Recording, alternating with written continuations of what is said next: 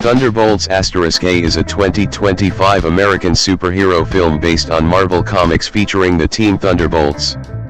Produced by Marvel Studios and distributed by Walt Disney Studios Motion Pictures, it is the 36th film in the Marvel Cinematic Universe, MCU.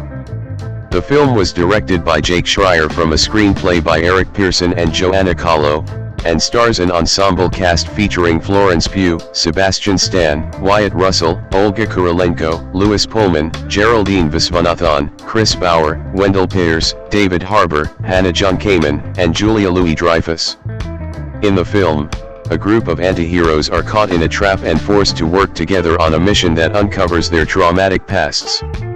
Marvel Studios first teased the formation of an MCU Thunderbolts team in 2021. The film was revealed to be in development in June 2022, when Schreier and Pearson were attached. The main cast was revealed in September, with additional casting through early 2023. Lee Sung-jin joined to rewrite the script by March 2023, one of several creatives who returned to work with Schreier from the Netflix series Beef, 2023, present. Production was delayed by the 2023 Hollywood labor disputes, causing some cast changes in early 2024. Calo joined by then for further rewrites. Filming took place from February to June 2024 at Trilith Studios and Atlanta Metro Studios in Atlanta, Georgia, and on location in Utah and Kuala Lumpur. Thunderbolts ** premiered on April 22, 2025, at the Cineworld Leicester Square in London, England, and was released in the United States on May 2 as the final film of Phase 5 of the MCU. The meaning of the titles * was the subject of commentary during marketing and was explained by the reveal at the end of the film that the Thunderbolts team is rebranded as the New Avengers. The title is changed to the New Avengers during the end credits and in some post-release marketing. The film received positive reviews from critics with praise for its approach to mental health and the performances of Pugh and Pullman and several accolades. It underperformed at the box office, grossing $382.4 million. Plot. In Kuala Lumpur, Yelena Belova destroys a laboratory on behalf of CIA Director Valentina Allegra de Fontaine, who is attempting to destroy any evidence of her involvement with the OXE Group's Century Superhuman project. As de Fontaine faces imminent impeachment for her work with OXE Group, she dispatches Yelena, John Walker, Ava Starr, and Antonia Dreykov, all operatives who have worked for her, to a covered OXE facility with orders to kill each other. In the ensuing fight, Ava kills Antonia while an amnesiac man named Bob is released from a suspended animation pod in the room. After realizing that they were sent by de Fontaine to be incinerated along with any evidence of her misconduct, they work together to escape from the trap. Upon coming into physical contact with Bob, Yelena and Walker briefly experience visions of some of their worst memories. De Fontaine learns that the group has survived and that Bob was a presumed dead volunteer in the Century trials. When she arrives at the site, Bob creates a diversion by drawing enemy fire, allowing Yelena, Walker, and Ava to escape. Bob sustains no injuries upon being shot, uncontrollably ascends into the air, crash lands back at the compound, and is captured and transported to the former Avengers Tower in Manhattan, now renamed the Watchtower. De Fontaine intends to introduce Bob to the press as a super-powered protector akin to the Avengers, hoping the PR stunt will avert her impeachment. Meanwhile, Yelena's father figure Alexei Shostakov, who overheard details of de Fontaine's plot while working as a freelance chauffeur, rescues Yelena, Walker, and Ava. Walker refers to the group as the Thunderbolts, inspired by Yelena's childhood soccer team. Congressman Bucky Barnes is tipped off about what has happened by de Fontaine's assistant Mel. He captures the Thunderbolts and intends to have them testify in the impeachment proceedings. When Mel expresses concern about Bob, Barnes takes the group to New York City to infiltrate the Watchtower. The Thunderbolts discover that de Fontaine has convinced Bob to join her and become the superhero Sentry. Bob easily overpowers the Thunderbolts, but he ignores de Fontaine's order to kill them and allows them to retreat, believing that they are not a threat to him. Developing a godlike delusion of superiority, Bob turns on DeFontaine and is incapacitated by Mel using a fail-safe kill switch. This triggers the emergence of the Void, Bob's destructive alter ego and the embodiment of his depression and insecurities, which have been amplified by the Sentry procedure. The Void begins to engulf New York City in supernatural darkness, trapping its citizens in visions of their own traumatic memories. Realizing that the only way to stop the Void is from within, Yelena enters the darkness to reach Bob's consciousness. She faces her haunted past as a Black Widow, and finds Bob hiding in a recreation of his childhood bedroom where he hid from his abusive father. The other Thunderbolts join them, and together they face off with Bob's various traumas and drug addiction until they reach his memory of the Sentry procedure in the Kuala Lumpur laboratory. They find the Void and are swiftly overpowered. Bob's attempts to fight back threaten to consume him completely, until the Thunderbolts hug Bob and affirm their belief in him, empowering him to regain control and overcome the Void. Light returns to the city and the victims are freed. With the threat of the Void neutralized, the Thunderbolts prepare to apprehend DeFontaine, but she manipulates public perception by staging a press conference in which she introduces the team as the new Avengers and takes credit for their actions. The group goes along with the announcement, but Yelena quietly tells DeFontaine, "We own you now."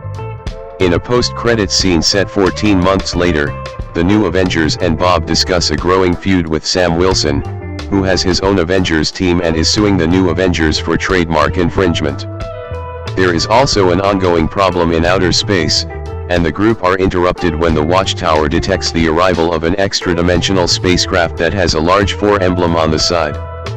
B. Cast. Picture of actors Florence Pugh and David Harbour promoting the film in April 2025.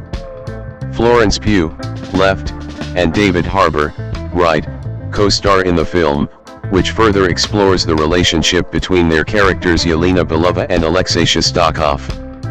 Florence Pugh as Yelena Belova, a member of the Thunderbolts who was trained in the Red Room as a Black Widow assassin. 8 Pugh said the character has been affected by the traumatic events of recent Marvel Cinematic Universe, MCU, projects, including the death of her sister Natasha Romanoff/Black Widow in the film Avengers, Endgame, 2019. 9 co-writer Eric Pearson explained that while the loss of Romanoff was addressed, there was not more looking to the past to push forward to give Yelena a big leadership role moving forward. 10 Pugh was shocked by the reveal that the Thunderbolts would be known as the new Avengers, and believed Yelena being a part of that team was probably keeping her alive, giving her purpose with a family unit that relied on her and allowed her to feel loved again. 11 Violet McGraw reprises her role as a young Yelena from the film Black Widow, 2021. 12. Sebastian Stan as Bucky Barnes/Winter Soldier. An enhanced super soldier with a cybernetic arm who is the de facto leader of the Thunderbolts. 813 presumed killed in action during World War II, he re-emerged in the present day as a brainwashed assassin before his programming was removed. 8 and has since been elected as a member of the United States House of Representatives. 14 Pearson said Barnes was originally written to be kind of a political lobbyist who helped politicians propagandize, making it seem as though the character had fallen from grace until it is revealed that he was doing that to investigate DeFontaine. After Pearson finished his work on the film, Feige suggested that Barnes should be a congressman instead. 15 Stan compared Barnes to Jack Nicholson's character Randall McMurphy in the film One Flew Over the Cuckoo's Nest, 1975, saying they were both coming into a chaotic and degenerate group whose members need to be united. 16. Wyatt Russell as John Walker/US Agent. An enhanced super soldier and member of the Thunderbolts. He is a former decorated captain of the U.S. Army Rangers who was chosen by the U.S. government to become Steve Rogers' successor as Captain America before receiving an other than honorable discharge in the Disney Plus miniseries The Falcon and the Winter Soldier, 2021. 8. Olga Kurylenko as Antonia Dreykov/Taskmaster. A scarred assassin with photographic reflexes that allow her to mimic opponents' fighting styles. She was formerly controlled by her father, Dreykov, to complete missions for the Red Room before being freed by Romanoff in Black Widow. 8. Louis Pullman as Robert Bob Reynolds /Sentry/Void. A superpowered individual with amnesia who is believed to be stronger than all of the Avengers combined. 1718 as the Void, an alter ego of Sentry completely shrouded in shadows. He is invincible, spreads darkness, and can turn people into shadows, sending them to a dimension of his own creation where they experience their worst fears and memories. 18 Bob's mental health character arc was based on the experiences of a friend of director Jake Schreier. 19 who stated that the Void's powers were inspired by images of the shadows left after the atomic bombing of Hiroshima in 1945. 20 having recently played Lt. Robert Bob Floyd in the film Top Gun: Maverick, 2022, Pullman asked Schreier if the character could be addressed Robert instead of Bob to avoid repetition, but the filmmaker explained its importance in the source material. Pullman grew to like the name. 21. Geraldine Viswanathan as Mel. Valentina Allegra de Fontaine's assistant. 22 Mel was in high school when the Avengers first assembled in the film The Avengers, 2012. Viswanathan related to Mel's inner struggle with her moral compass, specifically her optimism in entering the workforce, how your idealism can get challenged, and how it can be more difficult than you think to be a force of good in the world. 23. Chris Bauer as Holt, a security officer for OXE. Group 22. Wendell Pierce as Gary, a congressman who is resolute on impeaching De Fontaine. 24-25. David Harbour as Alexei Shostakov/Red Guardian. A member of the Thunderbolts who is the Russian super soldier counterpart to Captain America and a father figure to Yelena. 8 Harbour said the film further explores the complex relationship between Shostakov and Yelena that was introduced in Black Widow. He noted that Yelena cannot stand Shostakov, but she needs someone to help her feel complete, and Shostakov fills that role. 26. Hannah John-Kamen as Ava Star/Ghost. A member of the Thunderbolts who can phase through objects. 8 John-Kamen said the film shows a different side of the character following her introduction in the film Ant-Man and the Wasp, 2018, with Ghost no longer in a constant state of molecular disequilibrium and able to control her powers with calmness and decisiveness. 27. Julia Louis-Dreyfus as Valentina Allegra de Fontaine. A Contessa and the director of the CIA 828 who brings together the members of the Thunderbolts. 29 The film establishes De Fontaine as the one who bought Avengers Tower, now referred to as the Watchtower, from Tony Stark in the film Spider-Man: Homecoming, 2017. 30 Louis-Dreyfus described De Fontaine as someone who is after power, control, and just generally she wants to kick ass in the Marvel Universe. 31 She added that the loss of power was her greatest weakness, saying, she doesn't realize, number 1, she doesn't have it, and number 2, she doesn't necessarily need it. But for her, the loss of power is a devastating notion and unacceptable. Louis-Dreyfus felt it was a very happy surprise exploring De Fontaine's backstory in the film, during an encounter with the Void, where she relives witnessing her father's death, hence giving an understanding to where she came from. She felt De Fontaine was an open wound during that moment and had no control over it. 32 Chiara Stella portrays a young Valentina during a flashback sequence. 33. Additionally, Gabrielle Bindloss reprises her role as Walker's wife Olivia from The Falcon and the Winter Soldier. 34. Production. Development. During the production of the Marvel Cinematic Universe, MCU, film Guardians of the Galaxy, 2014, director James Gunn expressed interest in making a film based on the Marvel Comics team Thunderbolts 35, a group of anti-heroes and supercriminals. 36 Marvel Studios president Kevin Feige said this was a possibility based on the success of Guardians of the Galaxy. 35 By May 2021, Gunn was no longer interested in the idea after directing the DC Extended Universe, DCEU, film The Suicide Squad, 2021, because that team from DC Comics is based on a similar concept to the Thunderbolts. 37 In June 2018, John-Kamen expressed enthusiasm for reprising her role as Ava Star/Ghost from the MCU film Ant-Man and the Wasp, 2018, in a potential Thunderbolts film, considering the comics version of Ghost is a member of the team. 36. Speculation that a Thunderbolts team would be introduced to the MCU began in mid-2019 following the announcement that Daniel Bruhl would appear as Helmut Zima in the Disney Plus series The Falcon and the Winter Soldier, 2021, reprising his role from the MCU film Captain America: Civil War, 2016. 3839 That series introduced Julia Louis-Dreyfus as Valentina Allegra de Fontaine and shows her recruiting Wyatt Russell's John Walker/US agent. De Fontaine is also shown to be working with Florence Pugh's Yelena Belova in the post-credits scene of the MCU film Black Widow, 2021. Commentators speculated that she was recruiting a team of villains or antiheroes like the Thunderbolts 3940, and some felt that team could appear in The Falcon and the Winter Soldier. Executive producer Nate Moore said the Thunderbolts were never considered for the project because they would cloud the story and take away from other aspects of the series. Head writer Malcolm Spellman said there was a lot of chatter around the team's potential introduction to the MCU and added, "I don't know if fans are crazy or not." 41. Concept art featuring the film's characters in their superhero costumes, surrounded by smoke and bright lights.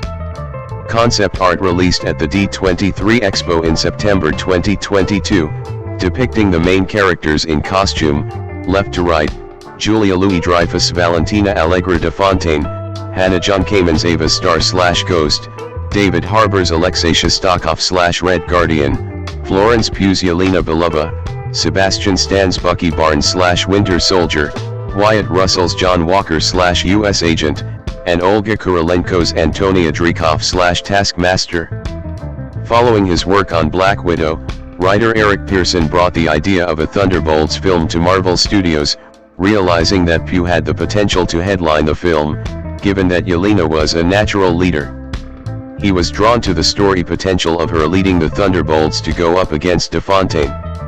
10 Because he planned to center the story on Yelena, Pearson decided to include her father Alexei Shostakov/Red Guardian on the team, while also including Ghost because he had wanted to write the character.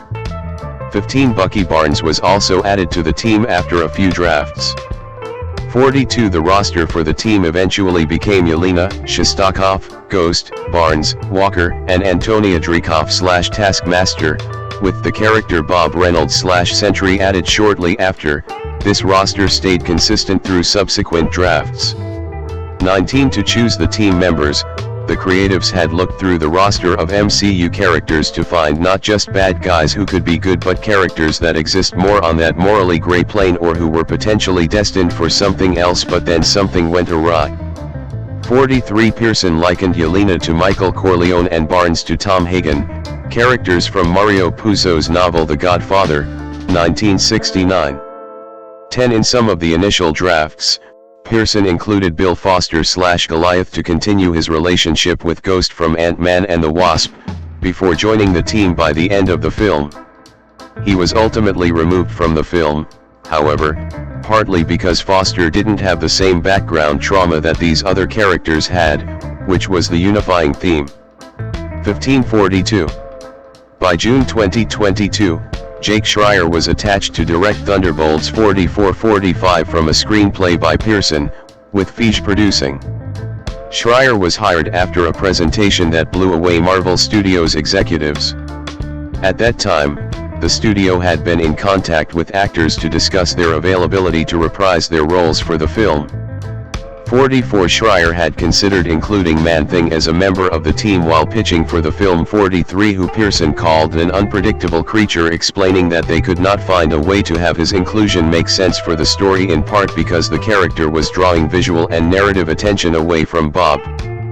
42 Another core concept that stayed consistent from the early drafts was the members being sent to kill each other, which Schreier believed provided a neat twist for audiences expecting Marvel Studios' version of the Suicide Squad. 11 Pearson also believed it was important for Thunderbolts not to rehash the story beats of that team, an authority figure forcing criminals to work together, since audiences would have been familiar with that from both Suicide Squad, 2016, and The Suicide Squad.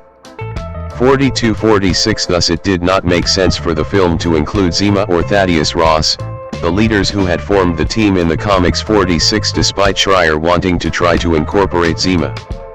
42. Pearson said the two characters' inclusion was discussed to consider whether it made sense narratively, as it would have honored the comics, but they would not have featured if it was only for fan service. Zima was included in an early post-credits scene idea where he would have been seen in prison pulling the strings similar to Kaiser Soze, the antagonist in the film The Usual Suspects, 1995, but this was quickly moved on from. 46. The film was officially announced in July at San Diego Comic-Con, SDCC, with a release date of July 26, 2024. It was said to be the last film in Phase 5 of the MCU. 47. Pre-production. In September 2022, Justin Kroll of Deadline Hollywood described the film as a spin-off for Yelena because she was expected to lead the antihero team, with Pugh and Russell believed to be reprising their roles, along with the inclusion of Bruhl. 48. At the D23 Expo later that month, Pugh, Russell, John-Kamen, and Louis-Dreyfus were confirmed to star, alongside Sebastian Stan as Barnes, David Harbour as Red Guardian, and Olga Kurylenko as Taskmaster, all reprising their roles from previous MCU projects. 8. Pugh was set to be paid 8 figures for Thunderbolts and another MCU film. 49. Prior to the cast announcement for the team, commentators had also suggested it could have included characters such as Abomination or Clint Barton/Hawkeye. 44. 39. 40. 50. Schreier compared the character dynamics to those in the films Reservoir Dogs, 1992, Ronin, 1998, and Mission Impossible, Ghost Protocol, 2011, which are all about a mismatched team forced to work together. He also pointed to a less likely inspiration in the film Toy Story 3, 2010, saying the Thunderbolts members are all facing obsolescence like the Toy Story characters are in that film. 51. Harbour said the film would be unique in the MCU, describing the main cast as a bunch of misfits and outcasts and losers and people who don't really live up to the superhero. 52. Pugh said the joy of uniting these characters was that they don't play well together. 31. While Russell expressed confidence that the film would be interesting, fun, and not a straightforward Marvel film. 53. Journalist Jeff Snyder reported that Pearson's script focused too much on the characters returning from Black Widow, which he also wrote, and Marvel Studios was looking for the other characters to have a more equitable role so it would feel like an ensemble film. 54. Schreier did not believe the film was a Black Widow sequel but rather a sampling of people from different parts of the MCU, acknowledging the writers pulled from all of their histories, including Yelena and Shostakoff's relationship that was established in Black Widow. 55. One of Pearson's drafts started the film with a scene of Yelena confronting DeFontaine about sending her to kill Barton, furthering the storyline that was established in the post-credits scene of Black Widow and continued in the Disney Plus series Hawkeye, 2021. Pearson said their confrontation helped emphasize DeFontaine's manipulation but ultimately was not relevant to the larger story being told. 10. Picture of director Jake Schreier at the Deauville American Film Festival in 2012. Director Jake Schreier brought back several crew members from his television series Beef to work on Thunderbolts*. Both projects explore mental health issues. Ao Edbury joined the cast in January 2023 as DeFontaine's assistant Mel 562257 when Louis-Dreyfus said filming would begin that June. 58. In February, Stephen Yeun was cast as Sentry with the potential to continue in future MCU films. 59. 60. 19. Yeun worked with Schreier on the Netflix series Beef, 2023, present, and the director had the actor in mind when adding the character. 61. The next month, Beef creator Lee Sung-jin revealed that he was rewriting the script at Schreier's request and said there were a lot of themes and exciting things that drew him to the project. He worked closely with Schreier on the script and noted that, unlike Beef, Thunderbolts was Schreier's project and had different writing needs than the series, given the film's large scope and scale. 62 With the team largely consistent, Schreier worked in subsequent drafts to go deeper with the characters on the margins such as Mel and Congressman Gary and tying their arcs together into something that would feel resonant. 19. At the start of May 2023, filming was delayed due to the 2023 Writers Guild of America strike and was planned to resume after the strike concluded. 63 In June, the release date was pushed back to December 20, 2024. 64, and the Utah Film Commission announced that Thunderbolts would film in Emery County and Grand County, Utah, spending over $4.5 million in the state. Chapek said the grounded, globe-trotting film would use several practical filming locations, and the Utah locations were chosen because they felt untouched by the larger world. 65 Sanya Milkovic-Hayes was the costume designer after working on the MCU films Captain Marvel, 2019, and Spider-Man, No Way Home, 2021. 66 When the 2023 SAG-AFTRA strike ended in November, the release date was pushed back again, this time to July 25, 2025. 67 Upon returning from the strike, Schreier and the creatives were able to re-examine the script. They determined that there was no sense of tension and unpredictability, and the film felt bloodless when there should be the tension of not knowing who would survive, given who these characters are. To solve this, they decided to rework Taskmaster's involvement in the film, killing the character early and dry in the film to have her death resonate and inform the fates of the other characters throughout the rest of the film. Having the death occur later in the film was also discussed, but Schreier said the sadness from it would hang over the rest of the film and distract from the intended storyline of forming a strong bond between Yelena and Bob. 68, 055 to 355. 69 In Pearson's original draft, Taskmaster survived until the end and had a subplot where she bonded with Ghost, as well as a recurring joke where she kept forgetting she had made friends with the other characters and was still trying to assassinate Walker because of her memory loss. 70 Pearson understood why the decision was made to kill Taskmaster. 10 Also believing the memory loss assassination joke drifted too close to Bob's arc as he also was dealing with memory loss. 70 Additionally, his post-credit scene featuring Kong the Conqueror was abandoned because Marvel Studios had decided to move away from that storyline. 46. Following the strike caused production delays, filming was slated to begin around March or April 2024. 71 72 Yoon exited in January 2024 due to a scheduling issue caused by the delayed production. 73 74 but expressed interest in working on a future MCU film. 74 It was unclear if Marvel would recast or rethink Yoon's role. 75 But at the end of the month Louis Pullman was revealed to be the studio's top choice to replace Yoon as Sentry. 76 77 19 And his casting was soon confirmed. 57 Geraldine Viswanathan was cast to replace Ed Bry as Mel after she exited due to the delays. 57 22 In February, the release date was moved forward to May 2, 2025, swapping places with the MCU film The Fantastic Four, First Steps. 78 By the end of the month, Joanna Calo had joined to serve as the writer during production and was rewriting the script. 79 19 For the film's final writing credits, Pearson was credited for the story and received a screenplay credit alongside Calo, while additional off-screen literary material was attributed to Lee. 80. The script explores mental health, specifically loneliness and depression, particularly with Bob/Sentry. 19 Pearson always envisioned ending the film with the emotional moment of giving someone a hug rather than fighting them. 10 Before Sentry was added to the film, Walker was intended to be the main antagonist, with DeFontaine manipulating him into believing his super soldier serum was wearing off and giving him pills as a solution, making him into a time bomb that made him more unlikable and the monster.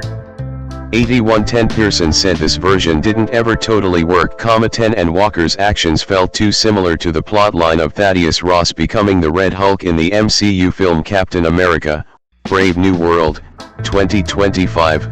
15 Pearson had considered Red Hulk for the film's villain early in the process, which Marvel Studios declined because of their intended plans for Brave New World. 42. Looking for a new antagonist that would not easily be beatable in a fight, Pearson remembered reading the Sentry miniseries years prior and felt Sentry and his alter ego the Void would work for heroic ambition and self-esteem versus depression and self-loathing and loneliness and isolation. 10. He called Sentry the entire journey for our heroes rolled into one entity, and his inclusion helped make the story cohesive. 81. 10. Pearson was glad he was able to incorporate many elements of the character's comics backstory to fit into the MCU. 81. Said backstory, consisting of Sentry erasing himself from the world's memories to stop the Void, was avoided because it was similar to the plot of No Way Home, in which Peter Parker / Spider-Man also has himself erased from memory. 82. Paul Jenkins, co-creator of Sentry, discussed the character with the creatives, with Schreier calling Sentry and the work Jenkins did with the character a parable for mental health. 83. Schreier explained that Lee felt mental health discussion was not niche anymore, and it allowed them to tell a story about that internality and still have a lot of comedy and action for something that feels big and universal. 19. The Thunderbolts * team believed the film was a good opportunity to further explore ideas they had started to explore in Beef on a larger scale. Executive producer Brian Chapek came up with the idea that, to defeat Sentry, the Thunderbolts would have to enter the Void, which manifested memories of their greatest shame, dubbed shame rooms. Lee worked closely with production designer Grace Yoon, who also served that role on Beef, to create the initial specifics of each room. 83. Pearson had originally envisioned them as ethereal and dreamy, but believed making them mazes akin to those seen in the film being John Malkovich, 1999, helped with visualizing the concept and made them feel more unsettling. 10. Calo further enhanced the shame rooms, suggesting that when Yelena enters to Void to help Bob that she returned to her initial room seen earlier in the film. Schreier explained that this made a callback of the idea that the greatest shame of all was thinking that you could be something bigger than yourself, that Bob's aspirations towards heroism are actually what brings everything down, and that you need to learn to be okay with who you are without that.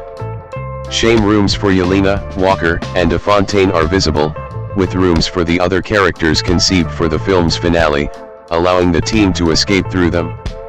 However, Calo felt strongly that to journey to the heart of the Void, there needed to be a big bad moment beforehand, and the team should journey through Bob's shame rooms. The other shame rooms included Shostakov being thrown in the Gulag, Ghost growing up in an orphanage with no one wanting to be around her, and multiple different ones for Bucky that were a little less than the expected idea, including a shameful moment in the Boy Scouts. 83. Schreier had suggested during his pitch meeting that one of the film's posters or trailers should use an asterisk in the title to imply they needed to come up with something better. Feige, Marvel Studios co-president Luis D. Esposito, and the marketing team loved this idea and decided to fully embrace it for the title and marketing campaign. 68, 4/26/5/15/11, with the film formally retitled to Thunderbolts * by March 2024.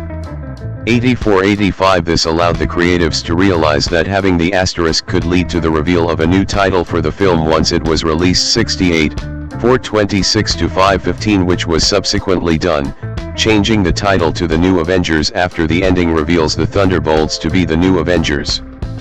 47. Schreier said the ending was always going to have the Thunderbolts revealed as the New Avengers team, and the rest of the film became about building the right story that lived up to that. 86. Pearson explained that Feige suggesting DeFontaine should introduce the Thunderbolts to the public as the Avengers. Additional discussions were had on what this meant, such as if the N in new should be upper or lowercase, and what the implications of each decision would mean. 10. Thunderbolts * included little hints throughout, so the ending did not come as a total surprise, such as the Battle of New York Gala, Avengers Tower becoming the Watchtower, and Mel explaining how she was in high school when the Avengers first formed. Additionally, the credits and the post-credit sequences acknowledge that the New Avengers is not necessarily the most comfortable or perfect fit for these characters. 11. The original Thunderbolts name was derived from Yelena's youth soccer team. 10. Filming. Picture of the Merdeka 118 skyscraper in Kuala Lumpur, Malaysia, in 2024. Star Florence Pugh jumped off of the Merdeka 118 skyscraper for the film's opening sequence. Filming was originally scheduled to begin in mid-June 2023 and last for 6 months. 63-58-87. It was initially not expected to be impacted by the writers' strike, with Marvel Studios reportedly planning to shoot what they could during principal photography and make any necessary writing adjustments during already scheduled reshoots. 88. Filming was ultimately delayed by the writers' strike and subsequent SAG-AFTRA strike. 63-67. The original filming schedule overlapped with Stan's work on the film The Apprentice, 2024, for which he gained weight to portray Donald Trump. He had begun the physical transformation needed to portray Barnes when the strikes began and he had to reverse course. 89. Harbour planned to shoot the film concurrently with his scenes as Jim Hopper for the 5th season of Stranger Things, 2025, also in Atlanta. 90. That production was also delayed by the strikes. 91.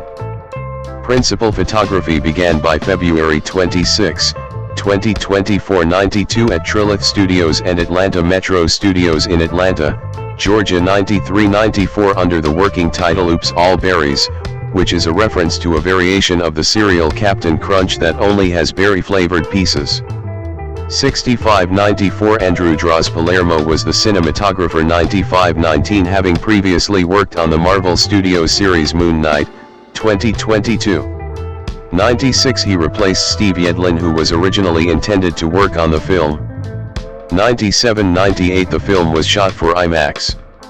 99. Filming occurred in Emery County and Grand County, Utah, from May 29 to June 12, 2024.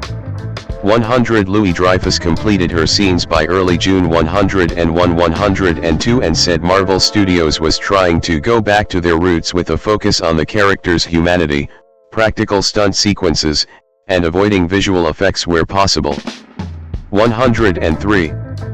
Filming also took place at the Medan Pasar Square and Merdeka 118 skyscraper in Kuala Lumpur, Malaysia.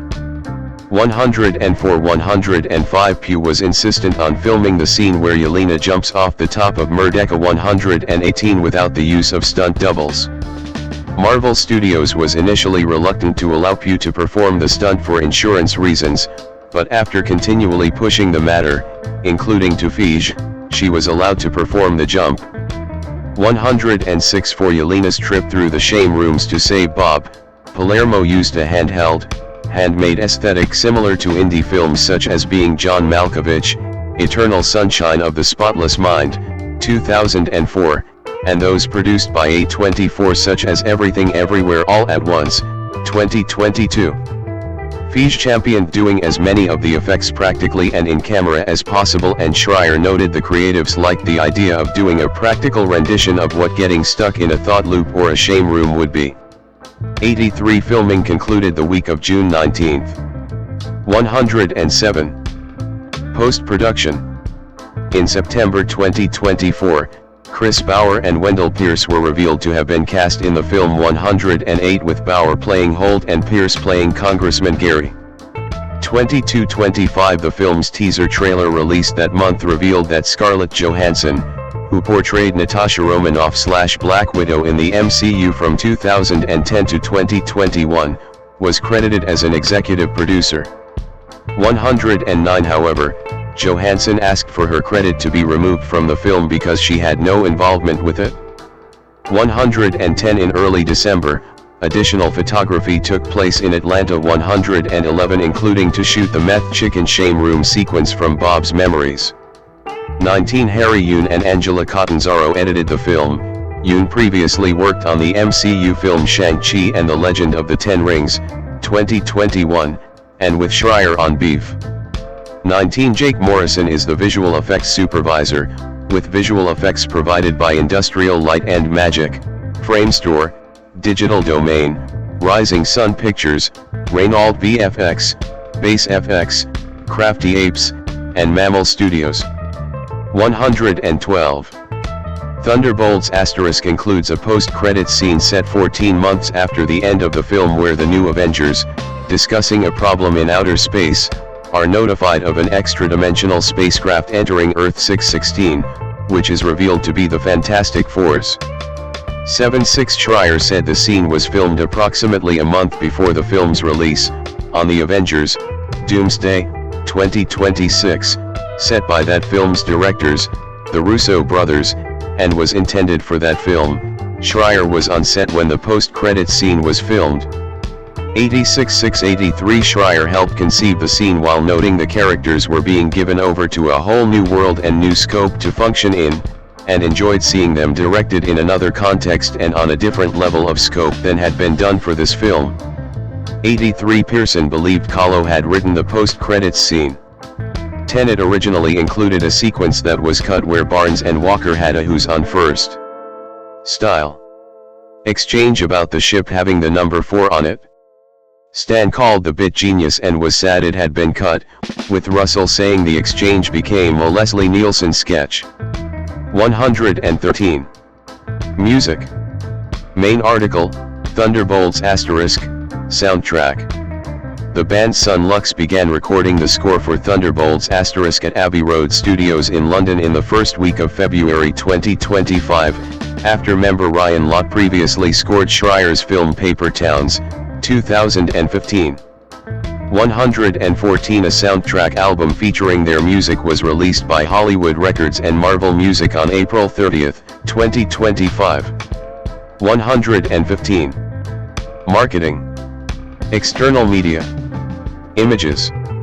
Image icon Thunderbolts * Wheaties poster is an additional poster for the film mimicking the cover of a Wheaties box, poster at IMP Awards. Video. Video icon title reveal motion poster is a motion version of the film's main poster showing the Thunderbolts * title being changed to the New Avengers, video via Marvel Studios X, formerly known as Twitter, account. After filming had begun in March 2024, Pugh and Marvel Studios released a set video in which she showcased her new Black Widow costume and an updated logo for the film with Schreier. The new logo styled the title as Thunderbolts *. 116-117 Kristen Lopez at the wrap felt viewers would start deconstructing the brief images she's shown immediately, 116 while Sabina Graves of Gizmodo felt the video was delightful and a fun tease for a scene featuring Yelena.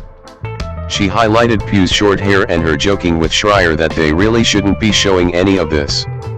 117 Collider's Chris McPherson also discussed Pugh's costume, calling it very military and quite tactical, and noted her teal eyeliner. 118 Several commentators questioned why there was an asterisk in the updated logo. 84 The next month, Feige confirmed that Thunderbolts * was the official title and said the use of the asterisk would be explained following the film's release. 85 which led to continued speculation as to its meaning. 119-121 Theory suggested the team would not be called the Thunderbolts in the film, but rather a variation of the Avengers name such as the Dark Avengers or New Avengers. 121-122 Another suggestion stated there was another Thunderbolts team in the MCU with characters more closely aligned to the rosters from the comics. 121. A behind-the-scenes look was shown at Cine Europe in June 2024. 107 While the first footage from the film was shown at SDCC the next month, presented by Schreier and the cast. Harbour dressed as Red Guardian for the panel. 123-124 Following online leaks of the SDCC footage, Marvel released an official look at the Thunderbolts team within their video celebrating the company's 85th anniversary in August. 125 A teaser trailer for the film was released in a month later. 109 featuring the song Where Is My Mind? By the Pixies. 126 Tom Power at Tech Radar said the teaser was a longer and higher quality version of the previously leaked footage, and felt the film was looking very good. He highlighted the characters' struggles with identity as well as the action and tone of the teaser. 127 Writing for the AV Club, Mary-Kate Carr noted the various mysteries surrounding the film, including the asterisk in its title, and said the teaser valiantly refused to give up any secrets or plot details. 128 A second trailer was shown during Super Bowl 59 in February 2025. 29 commentators stated that the trailer appeared to confirm speculation that the titular team would be fighting the Void, the malevolent alter ego of Bob/Sentry. 129-130 in the trailer, Red Guardian expresses hope that the team's achievements would get them featured on the cover of Wheaties, a cereal known for putting sports figures on its boxes, and the slogan "The Breakfast of Champions." Alongside the trailer, Marvel Studios released a poster for the film that mimicked a Wheaties box featuring the team. Their social media posts for the poster were captioned "The Breakfast of Champions Thunderbolts**. 131-132 An asterisk-themed international poster was also released, which included a footnote for the title asterisk which says the Avengers are not available. 133 Kieran Fisher at /film questioned whether this was a joke, or if it was the true meaning behind the asterisk in the film's title. 133 James Whitbrook of Gizmodo and Scott Kalura from IGN both believed the footnote fit with the film's marketing approach of presenting the team as a ragtag humorous group of heroes. 121-122 rather than the asterisk being an actual serious mystery. 121 In March 2025, Letterboxd debuted a trailer for the film that is edited in the style of those for independent films produced by A24. It features techno music, an A24-esque makeover for the Marvel Studios logo, and title cards that highlight past A24 projects that the film's cast and crew members worked on. Schreier helped conceive the trailer, which was released around the same time. Pugh described the film as an indie, A24-feeling assassin movie with Marvel superheroes. 95 Zasha Millman from Polygon said Marvel had film buffs in mind when releasing the trailer through Letterboxd. Despite the creative pedigree touted by the trailer, she thought Thunderbolts* would still be largely what you expect of a Marvel film. 134 A24 was not aware of the trailer before its release and responded on social media with a meme from its HBO drama series Euphoria, 2019, present. 95 Later in March, Marvel Studios announced that many MCU cast members would be reprising their roles for the crossover film Avengers: Doomsday, including Stan, Russell, Pugh, Pullman, Harbour, and John-Kamen. 135 commentators discussed whether this announcement, which seemingly revealed characters who survived the film's events and aligned with speculation that Taskmaster would die early in the story due to limited presence in trailers, was a spoiler. 136-137 Michael Walsh at Nerdist criticized the announcement, feeling it had undermined one of the key reasons some people were interested in Thunderbolts**, which was the feeling that any of the main cast could die. He compared this to spoiling who survives the events of The Dirty Dozen, 1967, and said Marvel should have excluded the Thunderbolts** cast members from the Doomsday announcement. 138 Amelia Emberwing of IGN said knowing who makes it out alive does not matter much in a comic book franchise, and also felt the announcement was not necessarily a spoiler because the returning actors could be playing versions of their characters from other universes within the multiverse. 139 Various fan screenings occurred on April 22, 2025, in 10 major cities across the U.S. 140 At the end of April, Marvel announced a collaboration with Wheaties to create a limited edition box of the cereal, mimicking the Wheaties-inspired poster for the film. 141 The film's marketing campaign was valued between $75 to $100 million and featured partnerships with Harley-Davidson, Tide, Wheaties, Mike and Ike, Cupra Kiro with Formula E Racing, LinkedIn, Perfect Sports, and Arizona Beverage Company. 5. The new Avengers logo. Following the film's opening weekend, Marvel Studios rebranded the film as The New Avengers. 10. The studio released a video of the cast tearing away the Thunderbolts * logo from the poster to reveal the New Avengers. Billboards and theater marquees were also updated to the New Avengers 142 and new posters were released. 5. Schreier explained that revealing and embracing the updated title felt like it was part of the studio's plan and had been built up to since the asterisk was first included in the film's title. 142. Disney clarified that the film was not formally retitled, just that the asterisk was spelled out, 5, and ticketing services still listed the film as Thunderbolts *, despite featuring the updated posters with the New Avengers name.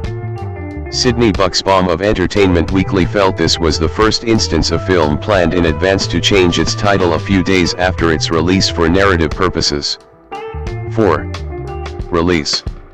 Theatrical.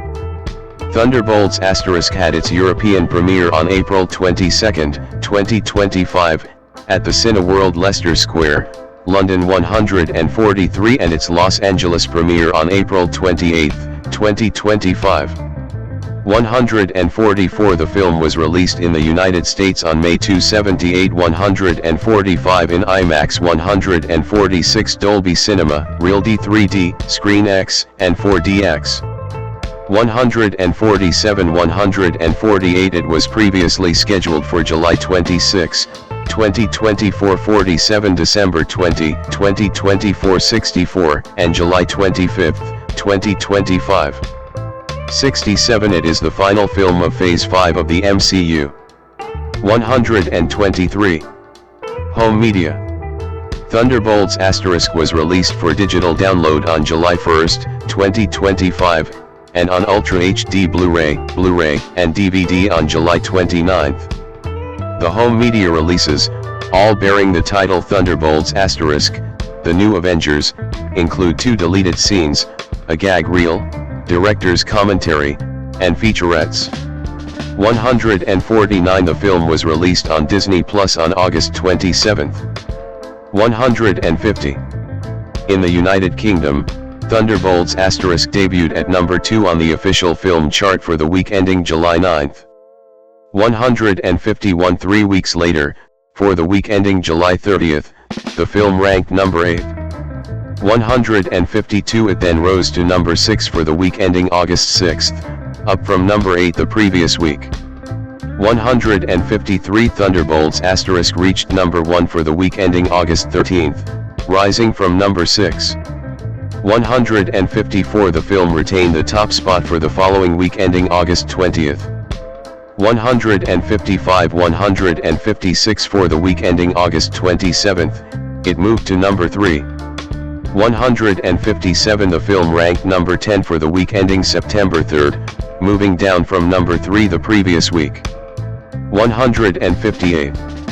In the United States, Thunderbolts * placed 10th on Fandango at Home's digital sales and rentals chart for 2025 and ranked 4th on the platform's top 5 action movies of 2025 list. 159. On physical media, Thunderbolts * debuted at number 1 on the Circana Videoscan combined DVD and Blu-ray sales chart, as well as the dedicated Blu-ray and 4K Ultra HD charts, for the week ended August 2nd. High-definition formats accounted for 74% of first-week sales, with 35% from regular Blu-ray and 39% from 4K Ultra HD editions. 161. The film remained at number 1 on the Circana Videoscan combined DVD and Blu-ray chart and the dedicated Blu-ray chart for the week ended August 9. 162. In its second week, high-definition formats accounted for 62% of total unit sales, with 43% from regular Blu-ray, up 8 points from the first week, and 19% from 4K Ultra HD editions, down 20 points, causing it to move to number 2 on the 4K Ultra HD disc chart. 163. For the week ended August 16, Thunderbolts * moved to number 3 on the combined DVD and Blu-ray chart after 2 weeks at number 1, while remaining number 2 on both the dedicated Blu-ray and 4K Ultra HD charts. High-definition formats accounted for 74% of total unit sales that week, with 35% from regular Blu-ray and 39% from 4K Ultra HD editions. 164 through October 2025, the film ranked 4th in year-to-date disc sales on Circana's chart. 165 it ranked 5th on the top-selling titles on disc, DVD and Blu-ray combined, of 2025, according to Circana. Thunderbolts * recorded a sales index of 38.03 relative to the year's top-selling title. Blu-ray formats accounted for 68% of total unit sales, including a 30% share from 4K Ultra HD. The film also placed 4th on the top-selling Blu-ray discs of 2025 and 10th on the top-selling 4K Ultra HD Blu-rays of 2025. 166. Streaming analytics firm FlixPatrol, which monitors daily updated VOD charts and streaming ratings across the globe, reported that Thunderbolts * became the most streamed film on Disney Plus in the US and the 3rd most streamed worldwide after one day of release. 167 168 Analytics company Samba TV, which gathers viewership data from certain smart TVs and content providers, stated it was watched by approximately 449,000 households during its first 6 days on digital platforms.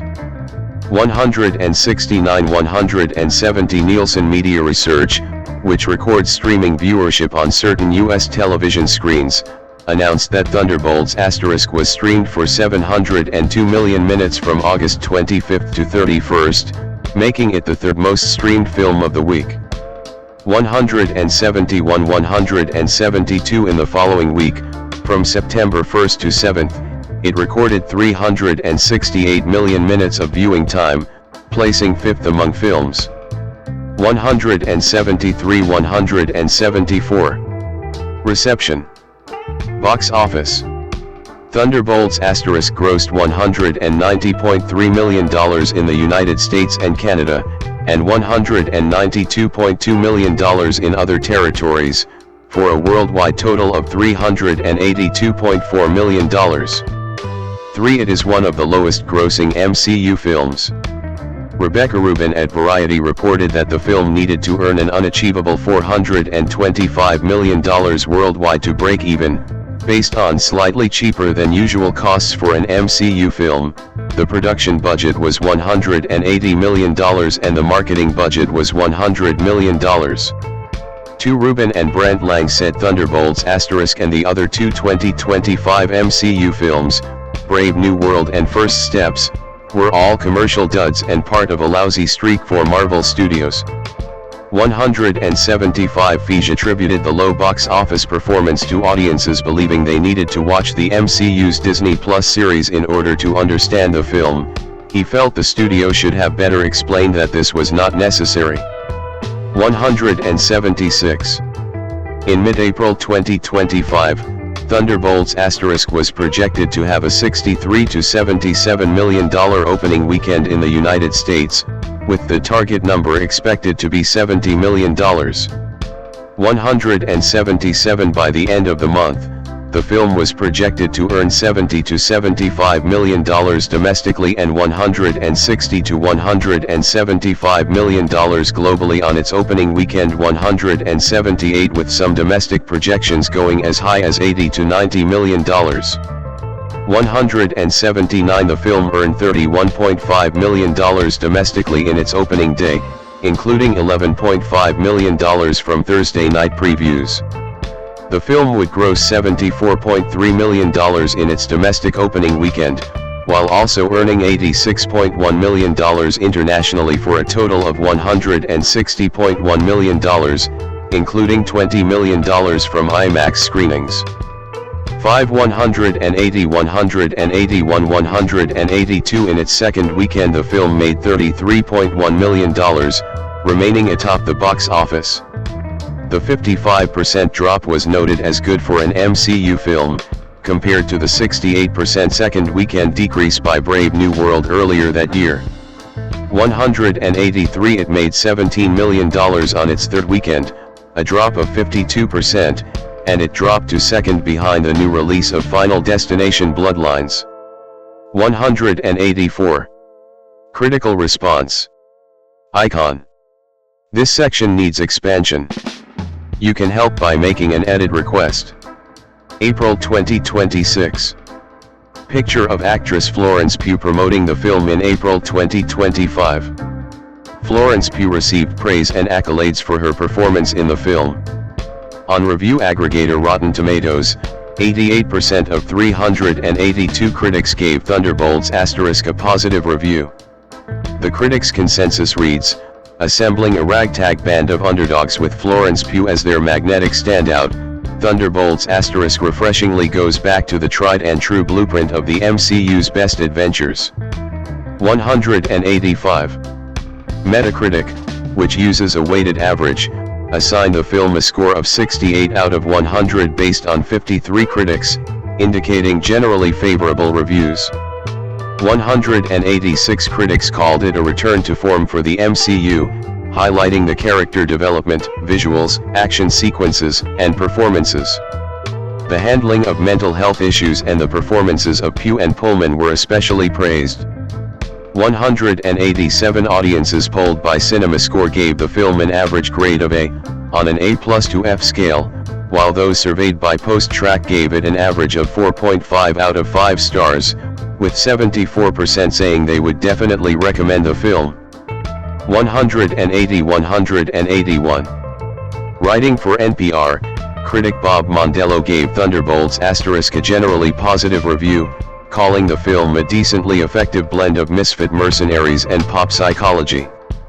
188 Jake Coyle of the Associated Press gave it 3/4 stars, writing, all the assembled parts here, including an especially high-quality cast, even Wendell Pierce, work together seamlessly in a way that Marvel hasn't in some time. Most of all, Pugh commands every bit of the movie. 189. Robbie Collin of the Daily Telegraph gave the film 2/5 stars, writing, it's just dollop upon dollop of dourness, all the way to an end credits scene that has the nerve to tease brighter, less narratively convoluted times ahead. Talk about creating a market. 190. Nicholas Barber of BBC Culture gave Thunderbolts * a generally positive review, praising its character-driven approach and Pugh's performance. He noted that the film offers a more grounded and emotionally resonant narrative compared to recent Marvel releases, while still delivering the expected action and humor. Florence Pugh, /Pugh, born January 3, 1996, is an English actress. Her accolades include a British Independent Film Award, in addition to nominations for an Academy Award and 3 BAFTA Awards. After making her acting debut in the drama film The Falling, 2014, Pugh gained praise for starring in the independent drama Lady Macbeth, 2016, and the miniseries The Little Drummer Girl, 2018. Her international breakthrough came in 2019 with her portrayals of professional wrestler Paige in the sports film Fighting with My Family, a despondent American woman in the horror film Midsommar, and Amy March in the period drama Little Women. For the last of these, she was nominated for the Academy Award for Best Supporting Actress. Pugh has played Yelena Belova in the Marvel Cinematic Universe, starring in the films Black Widow, 2021, and Thunderbolts * 2025, as well as the Disney Plus miniseries Hawkeye, 2021. In her highest-grossing releases, she voiced Goldilocks in Puss in Boots, The Last Wish, 2022, and portrayed Jean Tadlock in Oppenheimer, 2023, and Princess Irulan in Dune, Part 2, 2024. She also continued to gain praise for her performances in dramas such as We Live in Time, 2024. Early life. Florence Pugh was born on January 3, 1996 in Oxford to dancer Deborah and restaurateur Clinton Pugh. 4-5 She has 3 siblings, actor and musician Toby Sebastian, actress Arabella Gibbons, and Rafaela Rafi Pugh. 6 She suffered from tracheomalacia, a windpipe condition causing breathing problems, as a child, which led to frequent hospitalizations. The family relocated to Manilva in Spain when Pugh was 3 years old, hoping the warmer weather would improve her health.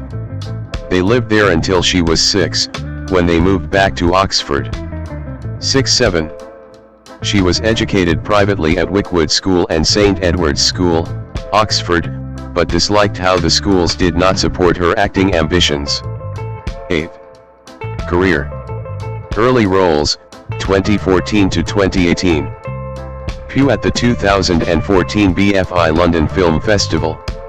While still studying in 6th form, Pugh made her professional acting debut in the 2014 drama, The Falling, playing a precocious teenager opposite Maisie Williams. 8-9 Tara Brady of the Irish Times deemed Pugh remarkable, while IndieWire's Oliver Littleton called her striking.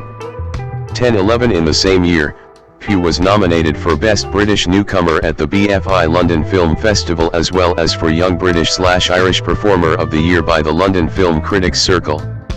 12-13 The next year, she was cast as a singer-songwriter in the dramedy pilot Studio City, co-starring Eric McCormack as the character's father. 14 The pilot was not picked up to series. 15 Pugh later characterized her experience on Studio City negatively due to pressures to change her appearance. 16. In 2016, Pugh starred in the independent drama Lady Macbeth, a film based on Nikolai Lskov's novella Lady Macbeth of the Mtsinsk district, and appeared in the first series of the ITV detective series Marcella. 3 In the former, she played Catherine, an unhappily married bride who grows violent. Pugh attributed her attraction to the part to her partiality to characters with confusing or at least interesting motivations. 17 The role earned her acclaim. 17 She also credited the production with reviving her interest in cinema after being dispirited by Studio City.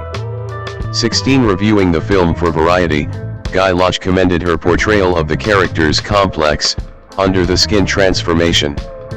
18 She won the BIFA for Best Performance by an Actress in a British Independent Film for the role. 19. In 2018, Pugh was nominated for the BAFTA Rising Star Award at the 71st British Academy Film Awards. 20 She then played Cordelia to Anthony Hopkins's titular King Lear in Richard Eyre's television film King Lear and appeared in the short film leading lady parts in support of the Time's Up initiative. 8/21 Later that year, Pugh portrayed Elizabeth de Burgh in the Netflix historical film Outlaw King, co-starring Chris Pine as Robert the Bruce. Charles Bramesco of The Guardian found her to be excellent despite her thankless role. 22 She next starred in a 6-part miniseries adaptation of John Le Carré's spy novel The Little Drummer Girl, in which she played an actress who becomes embroiled in an espionage plot. 23 Her performance was met with praise. 24 While divided on the series overall, Richard Lawson of Vanity Fair called Pugh terrific throughout and added that she smartly mixes earthiness with sophistication, wisdom with naivete. 25.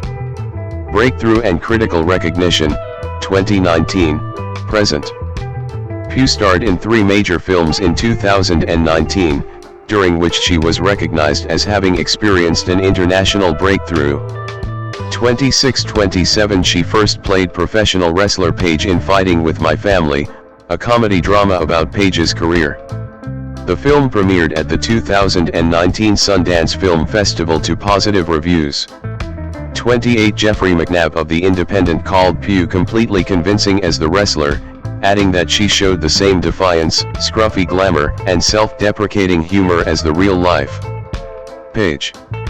29 Pugh next headlined Ari Aster's horror film Midsommar, which chronicles an American couple, played by her and Jack Reynor, who travel to Sweden and encounter a cult.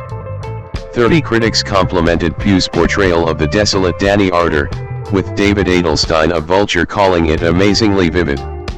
31-32. Pugh at the 2019 San Diego Comic-Con.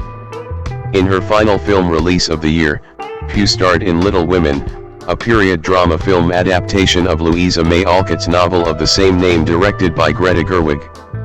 She portrayed Amy March, a fickle artist, from age 12 into adulthood, and has said that the character is in a sweet spot of not knowing how to deal with her emotions. 33 The film received critical acclaim and grossed $209 million. 34-35 In his review, David Rooney of The Hollywood Reporter praised the disarming grace, humor, and a willful streak that grows almost imperceptibly into wisdom with which Pugh managed the part's tricky contradictions. 36 Pugh earned nominations for the BAFTA and Academy Award for Best Supporting Actress for her performance.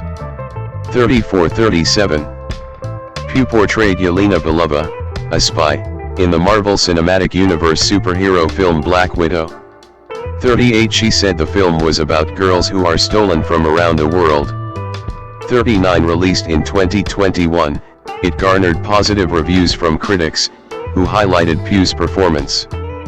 40-41 Karen James of BBC Culture credited Pugh for making Belova the most vibrant person in the film, more lived-in than most action movie characters. 42 She reprised the role in the Disney Plus series Hawkeye later in the year. 43. In 2022, Pugh starred in the thriller Don't Worry Darling, directed by Olivia Wilde, and the drama The Wonder, an adaptation of Emma Donoghue namesake novel. 44-45 While filming the former, she allegedly clashed with Wilde, causing her to limit the amount of promotion she did for the film. 46-47 Don't Worry Darling premiered at the 79th Venice International Film Festival, where critics deemed Pugh's performance superior to the film. 48-49 In The Wonder, she played a nurse in 1862 who is sent to investigate an alleged supernatural miracle. Kevin Marr of The Times found Pugh's impossibly vivid and convincing performance to be the film's prime asset. 50 In her final release of the year, she voiced Goldilocks in the DreamWorks animated film Puss in Boots: The Last Wish, which earned over $480 million worldwide. 51-52. Zach Braff's drama film A Good Person, 2023, in which Pugh starred as a car crash survivor, marked her first producing venture. 53 Instead of opting for a wig, Pugh cut off her own hair for the part. 54 She also wrote and sang two songs, The Best Part and I Hate Myself, for the film's soundtrack. 55 In Christopher Nolan's biographical film Oppenheimer, starring Cillian Murphy in the title role, Pugh played Communist Party USA member Jean Tadlock.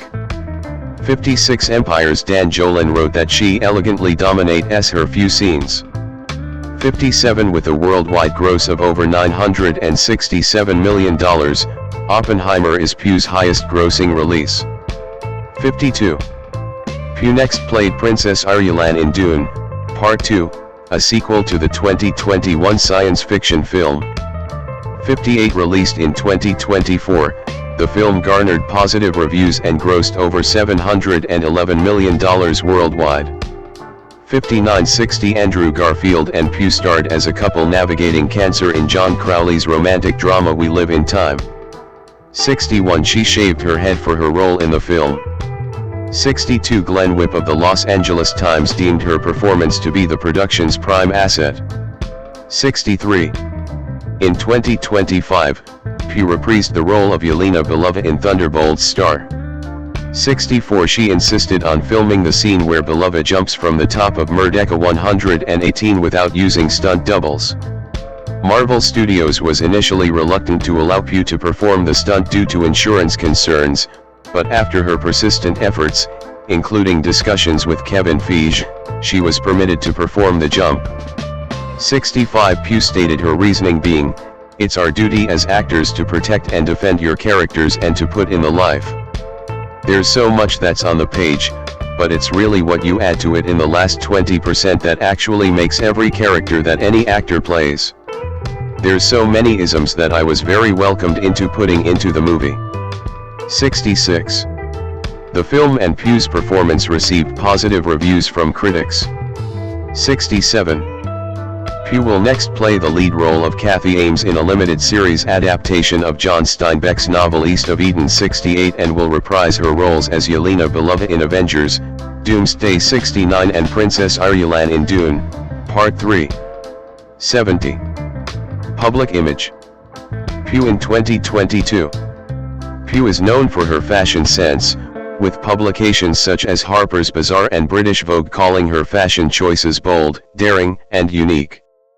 71, 72, 73, 74. At a Valentino show in 2022, she wore a sheer pink gown, which led to some backlash as it showed her nipples. Commenting on the reception, she defended her choice and her body on Instagram. 75. A year later, she wore another transparent gown to a Valentino event. 76. Journalists have often noted Pugh's outspokenness when using social media to address issues such as body shaming, cyberbullying, and beauty standards. 77, 78, 79. British Vogue's Raven Smith reported that her sincerity, interest in others, and humility distinguish her from more guarded actors. 80. Whereas Andrea Cutler of Harper's Bazaar said that her open off-screen persona has come to be expected due to establishing a career playing women who refuse to be silenced. 81. Annie Lord of The Independent credits Pugh with carving out a niche playing difficult characters you know you should hate, but, for whatever reason, end up rooting for. 82. Pugh has said that she gravitates towards roles that terrify or challenge her. 83. And observed that all of my movies have that element of women being forced into a corner, forced into an opinion, forced into a way of life. And then finally, something cracks. 84. In a 2022 readers' poll by Empire magazine, she was voted one of the 50 greatest actors of all time. 85. Terming her one of the very best of her generation, the magazine attributed her success to bringing a grounded empathy to her characters. 85. Pugh was included on the entertainment category of Forbes magazine's annual 30 Under 30 list, which recognizes the 30 most influential people in Europe under the age of 30, in 2019. 86. Time magazine placed her on the artists category of its 100 Next list, which highlights rising stars and emerging leaders in their fields, in 2021. 87. In 2023, the magazine featured her in their Next Generation Leaders list. 49. Personal life and other work. From 2019 to 2022, Pugh was in a relationship with American actor and filmmaker Zach Braff. 84. They met while working together on the short film In the Time It Takes to Get There. 88. Which Braff directed. 89. And lived together in Los Angeles.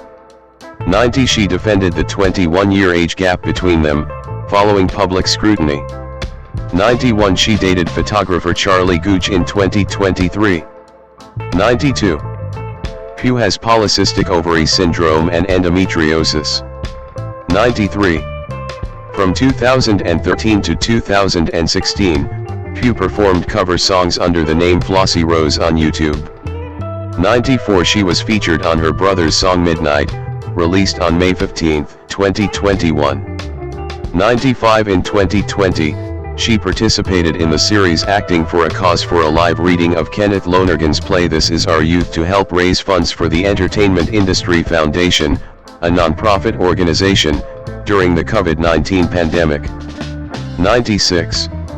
Speaking at the Together for Palestine fundraising event in London in September 2025, she said, "Silence in the face of such suffering is not neutrality, it is complicity in a crime." She also urged attendees to call on governments to respond to the situation in Gaza. Additionally, Pugh has signed a petition urging the British government to end its interference in Gaza's affairs. Sebastian Stan, born August 13, 1982, is a Romanian-born American actor and producer.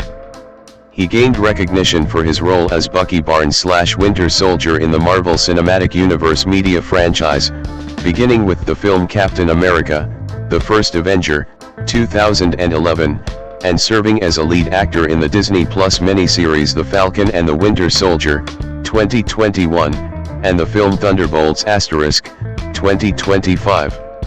On television, Stan played Carter Bazin in Gossip Girl, 2007 to 2010, and the Mad Hatter in Once Upon a Time, 2012, and starred in the miniseries Political Animals, 2012.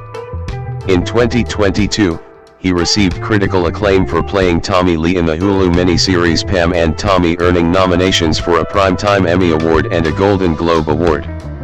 On Broadway, Stan has appeared in the Eric Bogosian play Talk Radio, 2007, and starred in the William Inge play Picnic, 2013. On film, Stan had a supporting role in The Martian, 2015, and starred in I, Tonya, 2017, and Fresh, 2022. For his performance in A Different Man, 2024, he won a Silver Bear for Best Leading Performance and a Golden Globe Award for Best Actor. For his portrayal of a young Donald Trump in The Apprentice, 2024, Stan earned a nomination for the Academy Award for Best Actor. Early life and education. Stan was born August 13, 1982 in Constanta, in the then Socialist Republic of Romania. He was named by his pianist mother after the composer Johann Sebastian Bach. His parents divorced when he was 2 years old. When he was 8, he and his mother, Georgeta Orlovska 456, moved to Vienna, Austria, where she was employed as a pianist, following the revolutions of 1989. 4 years later, they moved to Rockland County, New York, after his mother married the headmaster of a school in the United States. 8. He was raised in the Romanian Orthodox Church. 9. During Stan's years at the Rockland School, he starred in productions including Harvey, Cyrano de Bergerac, Little Shop of Horrors, Over Here, and West Side Story. He also attended the Staghetto Manor summer camp, where he was cast in many camp productions. It was then that he decided to take acting seriously and began applying to acting programs at several universities. He attended Rutgers University's Mason Gross School of the Arts, which enabled him to spend a year abroad studying acting at Shakespeare's Globe Theatre in London, England. He graduated from Rutgers in 2005. Stan became a United States citizen in 2002. 10-11. Career. 1994 to 2013, film debut and Broadway roles. Stan with Liev Schreiber at the 2007 Drama League Awards. After an appearance in the 1994 Michael Haneke film 71 Fragments of a Chronology of Chance, Stan's career began in earnest in 2003 with a role on Law and Order. This was followed by several film appearances, including Tony and Tina's Wedding, The Architect, and The Covenant, both 2006, followed by a recurring role on Gossip Girl as Carter Bazin, beginning in 2007. Stan then had a lead role in the 2009 series Kings as Jack Benjamin. In 2010, he appeared in Darren Aronofsky's ballet thriller Black Swan and played the role of antagonist Blaine in the comedy Hot Tub Time Machine. 12. In 2011, he portrayed Bucky Barnes in the film Captain America, The First Avenger, which was based on the Marvel Comics character. This was his first film in the Marvel Cinematic Universe, MCU, though it was not part of the 9-picture contract he later secured with Marvel Studios. 13. In a 2021 interview, Stan recalled that about a month after the Captain America film was released, he was struggling to pay his rent. 14. In 2012, Stan starred in the thriller Gone and the supernatural horror film The Apparition. He also began a recurring role in the TV series Once Upon a Time as the Mad Hatter.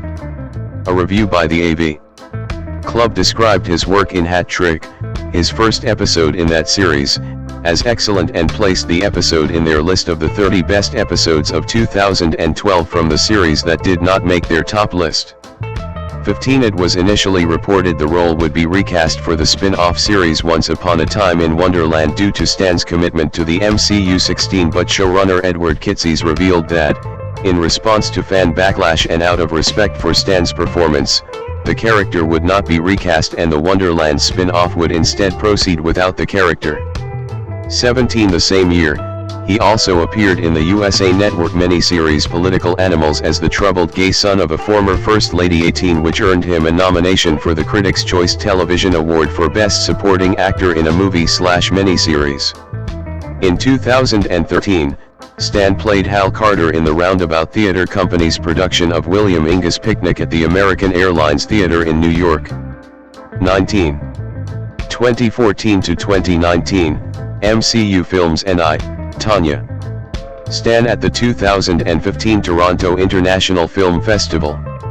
In Captain America, The Winter Soldier, 2014, Stan reprised his role as Bucky Barnes, with his character now renamed Winter Soldier. This was the first film of his 9-film contract.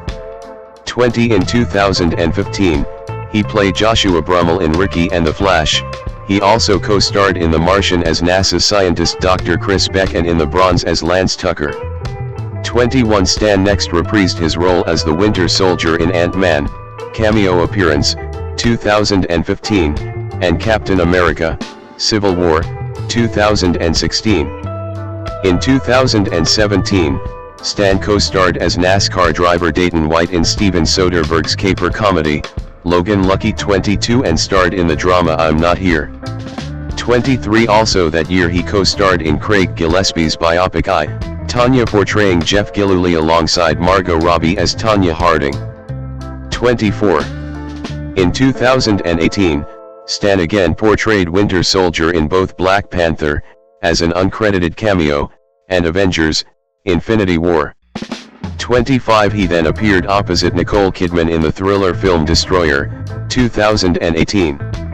26 Stan portrayed Charles Blackwood in We Have Always Lived in the Castle, a film adaptation of Shirley Jackson's novel of the same name. 27 Stan's first film of 2019 was Avengers: Endgame, released in April, in which he reprised his role as Winter Soldier. His second film that year, Endings, Beginnings, premiered at the Toronto International Film Festival in September. 28. Stan starred as protagonist Scott Huffman in the Vietnam War film drama, The Last Full Measure, released in January 2020. 29 In addition, Stan appeared in Monday and the Chain. 30 In February 2019, he replaced his MCU co-star Chris Evans in the Southern Gothic crime drama film The Devil All the Time, which premiered on Netflix in 2020. 31 In April 2019, Disney confirmed that they would be releasing a Marvel television series starring Stan and Anthony Mackie, called The Falcon and the Winter Soldier, which began airing on Disney Plus on March 19, 2021 32:33 and ran through April 23, 2021. In May 2019, Stan joined the cast of the spy thriller, The 355, released in 2022. 34:35. 2020, present, critical recognition. Martin Donovan, Maria Bakalova, Ali Abbasi, Stan, and Jeremy Strong at the NYC premiere of The Apprentice, 2024.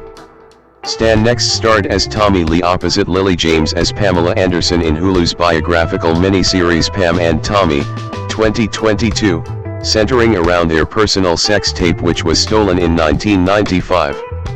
36 Lucy Mangan of The Guardian described their performances as astonishing, adding, "They each achieve the feat of uncannily resembling, aesthetically, vocally, and in every mannerism, the real-life people, without descending into mimicry."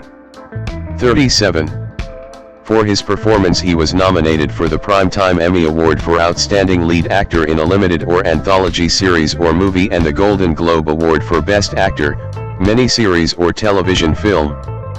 He also starred in the Hulu thriller film Fresh, 2022, opposite Daisy Edgar Jones.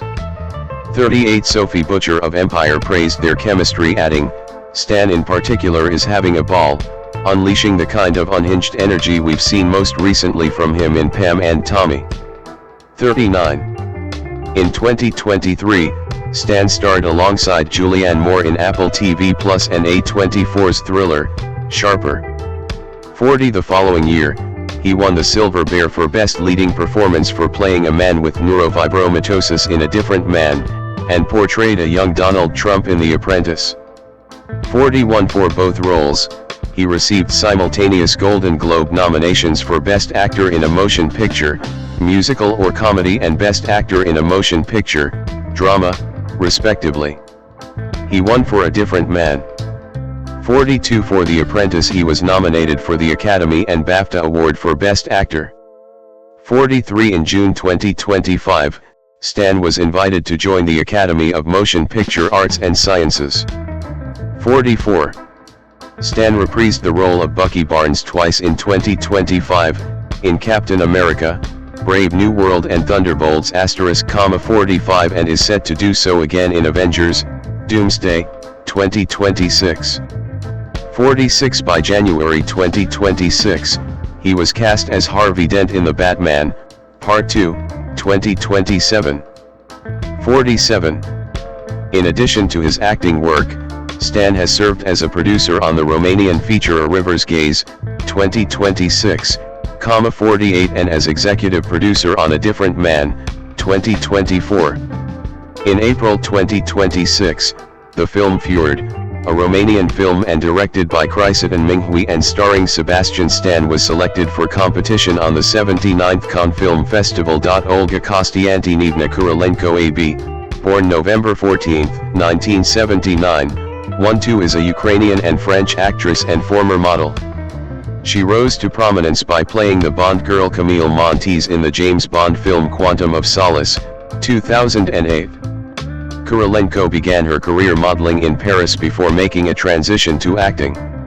She had her breakthrough role in the action thriller Hitman, 2007, after making her film debut in the drama The Ring Finger, 2005. Following Quantum of Solace, she went on to star in the romantic drama To the Wonder, 2012, the crime comedy Seven Psychopaths, 2012, the science fiction film Oblivion, 2013, the political satire The Death of Stalin, 2017, the comedy The Man Who Killed Don Quixote, 2018, the superhero films Black Widow, 2021, and Thunderbolts *, 2025, the Netflix spy thriller miniseries Treason, 2022, and the action thriller Extraction 2, 2023.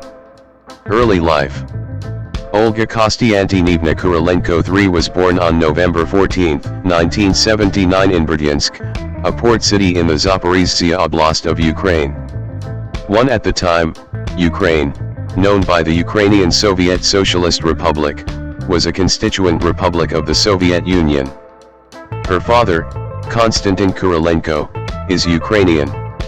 Her mother, Marina Alyabusheva, teaches art, and is an exhibited artist.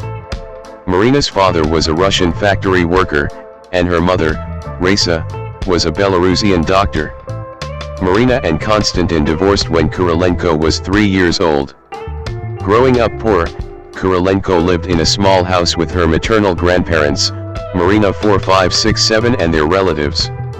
8 Kurylenko rarely had contact with Konstantin, meeting him for the first time after the split at the age of 8 and later at the age of 13. 2-9. Career. Kurylenko at the 2012 Toronto International Film Festival premiere of Seven Psychopaths. Kurylenko moved to Moscow at age 15. At age 16, she moved to Paris.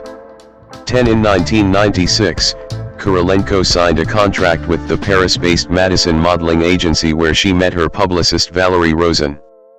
11 The following year, by the age of 18, she had appeared on the covers of Vogue and Elle magazines. 12 While working as a model in Paris, Kurylenko supported her mother in Ukraine. 13. She also appeared on the covers of Madame Figaro and Marie Claire magazines. 14 She became the face of brands BB, Clarins, and Helena Rubinstein.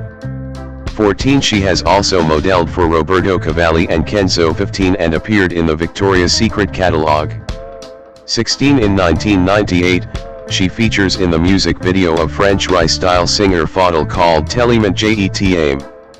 One of her first acting appearances was in Seal's music video, Love's Divine in 2003-17, but her film career truly began in France in 2004 when she shot her first feature film, The Ring Finger 18, for which she received the Certificate of Excellence Award at the 2006 Brooklyn International Film Festival for her performance. She next starred in the Paris, Jet Aim, 2006, segment Quartier de la Madeleine opposite Elijah Wood. That same year, she was selected to be the face of Kenzo's new fragrance, Kenzo Amour. 19 She has appeared in all subsequent Kenzo Amour advertisements. Citation needed. Kurylenko quit modeling in 2006, after more than 10 years of working in the industry, and moved on to acting. 18 in 2007, she starred in Hitman alongside Timothy Olyphant. She had a minor role in Max Payne as Natasha Kurylenko at the 65th Berlin International Film Festival in 2015. She played Bond girl Camille Montes in the 2008 James Bond film, Quantum of Solace, after beating out Gal Gadot in the auditions. 20 in the film, she plays the role of Bolivian Secret Service agent Camille Montes, who teams up with Bond to stop a terrorist organization and avenge the death of her parents. 21-22 Russian politician Sergei Milinkovich wrote an open letter to Kurylenko. 23 in it he said, "In the name of all communists we appeal to you, deserter of Slavic world. The Soviet Union gave you free education, free medical care, but nobody knew you would commit an act of intellectual and moral betrayal and become a movie girl of Bond, who in his movies kills hundreds of Soviet people and citizens of other socialist countries." 23. She was featured on the cover of the December 2008 issue of the US edition of Maxim magazine 24 and on the cover of the February 2009 issue of the Ukrainian edition of Maxim. 25 In Ukraine, the mayor of Berdyansk suggested naming a street after her in early 2008. Citation needed. And she and her mother met Ukraine's First Lady Katerina Yushchenko in President Viktor Yushchenko's family country house. 11-12. Kurylenko at the Sitges Film Festival in 2019. Kurylenko appeared in Terrence Malick's romantic drama film To the Wonders starring Ben Affleck and Rachel McAdams. The film was shot in the fall of 2010 in Bartlesville, Oklahoma. 26 She also appeared in Oblivion, a science fiction film starring Tom Cruise and directed by Joseph Kosinski. 27 Kurylenko played Alice Fournier in the spy thriller November Man. 28 In 2014, Kurylenko starred in the historical drama film The Water Diviner alongside Russell Crowe, who made his directorial debut, Jacqueline Mackenzie, and Jay Courtney. She also played the headmistress in Vampire Academy. She later acted in films such as Momentum, Mara, and The Bay of Silence. In 2017, she appeared in Armando Iannucci's political satire film The Death of Stalin as the Soviet pianist Maria Yutina. The film was a critical success and starred Steve Buscemi, Simon Russell Bale, Jason Isaacs, Michael Palin, and Jeffrey Tambor. The following year she starred in Terry Gilliam's epic adventure film The Man Who Killed Don Quixote, 2018, starring Adam Driver and Jonathan Pryce, where it premiered at the 2018 Cannes Film Festival. She also appeared as Baroness Roxana de Givony in The Emperor of Paris, and as the Russian spy in the Rowan Atkinson-led comedy film Johnny English Strikes Again, 2018. In 2021, she starred in the action thriller film Sentinel. 29 In the same year, she played Antonia Dreykov/Taskmaster in the Marvel Cinematic Universe, MCU, film Black Widow.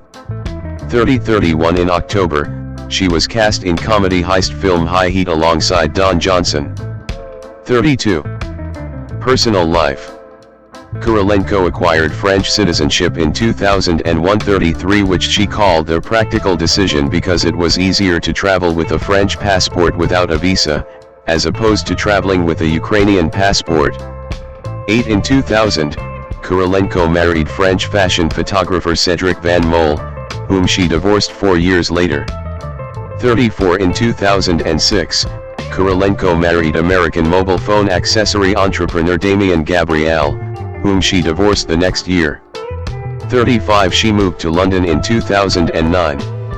36 37 38 Kurylenko has a son with her former partner, English actor and writer Max Benitz, whom she met in 2014. Geraldine Viswanathan, /VSWN Theta and /VISSW not THN12 Tamil, born June 20, 1995, 3 is an Australian actress.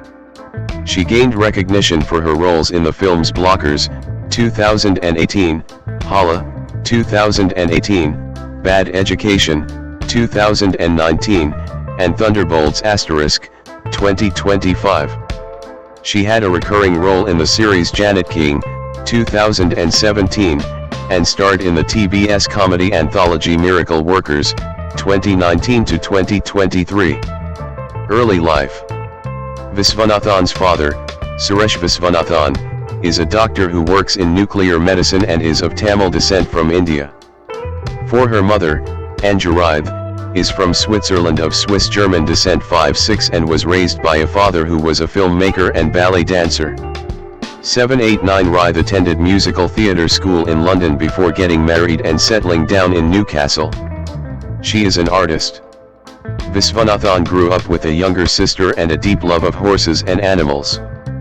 410 She attended the Hunter School of the Performing Arts, Newcastle, where she was in drama class. 410. When she was 15, Viswanathan and her family spent some time in Los Angeles, California, where she went through the process of securing a manager with the hopes of obtaining Disney and Nickelodeon roles. 11. In 2015, Viswanathan was shortlisted for the Heath Ledger Scholarship. While studying international studies and journalism, she did stand-up and sketch comedy in Sydney. 11. Career. At the age of 4, Viswanathan appeared in a Kodak television commercial.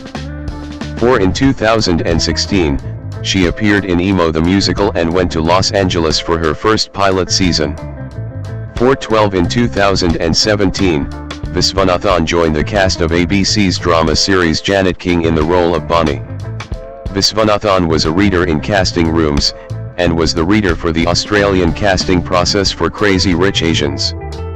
4. Her big break came in 2018, when she was cast in the film Blockers. 13 Refinery 29 referred to her as the film's breakout star. 14 In the same year, she was cast in the Netflix film The Package and the drama film Hollow, which went to Sundance Film Festival. 15 The Hollywood Reporter included her in its Next Gen Talent list as one of 20 rising stars among the blockbuster breakouts and small screen discoveries who are shaking up the industry. 4. In 2019, Viswanathan was cast in the anthology series Miracle Workers. 16-17 In 2019, Viswanathan played Rachel in the film Bad Education, which is based on a true story of an embezzlement scandal. 18 She received critical acclaim at the Toronto International Film Festival for the film, which received 2 Emmy nominations. 4/10/1920. Viswanathan next starred in the Broken Hearts Gallery, 2020, as a gallery assistant who struggles to give up items from past relationships.